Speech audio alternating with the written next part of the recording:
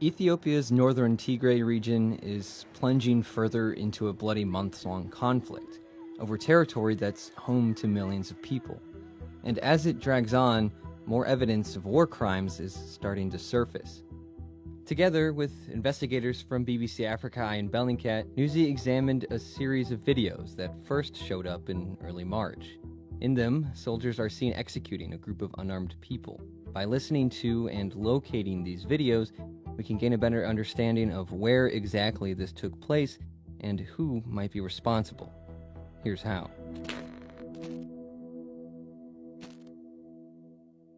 In early November, the Tigray People's Liberation Front, or TPLF, attacked government army bases throughout the region after months of growing tension. Ethiopia's Prime Minister Abiy Ahmed responded by launching an offensive. In less than a month, the Ethiopian government and its allies took control of Mekelle, Tigray's regional capital, and Prime Minister Ahmed declared the main operation of the conflict over, but the TPLF said they weren't giving up. Fights with the government and its allies on one side, and the TPLF on the other, are ongoing throughout Tigray, and there are mounting claims that war crimes are being committed, while the humanitarian situation is quickly worsening. With internet intermittent and tightly controlled by the government, the evidence for these war crimes can be challenging to come by. But in early March, a series of videos appeared on social media. What they show is graphic. A group of unarmed people are led to a cliff's edge and shot by armed soldiers. In one of the clips, bodies litter the cliffside as the soldiers fire at them to ensure that they're dead. There's no discernible information about where this occurred, but using various open source tools, we can figure out where it happened, giving some context as to who might be behind this massacre in the process. To find out where this incident took place, we have to use visual clues captured in the video. Some of the most recognizable features include the cliff's ridgeline, the mountain geography in the background, and the shadows. First, the shadows. The length and direction of these tells us that the sun was very low in the sky, either because it was rising or setting. This would mean that the ridgeline here would have to be facing either north to south or south to north. Next, the landscape. From what we can see in the videos, the terrain is distinct enough that we can tell it's most likely a plateau-like location, given the flat lines followed by the steep drop-offs. Various posts on social media claimed that the incident took place near a town called Maḥbere, just south of Axum. The terrain surrounding the city match up with what we see in the video, and by searching around the area, we can find some terrain that starts to match up. The mountains in the background are a little bit more tricky. While Google Earth renders geography quite well, it's difficult to really make out what we're looking at in a region like this. Using another tool, Peak Visor, we can better make out the mountains in the background. With it, we can match up two mountains in the distant background, as well as a plateau seen here across the valley, captured in a few frames in one of these videos.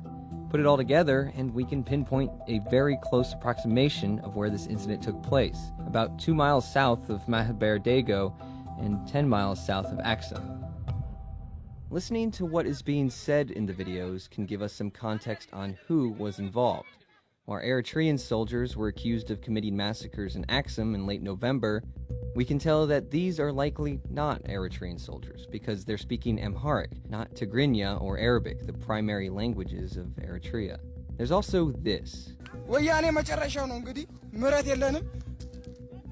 The word Woyane is sometimes used as a derisive way to describe people believed to be rebels or affiliated with the TPLF.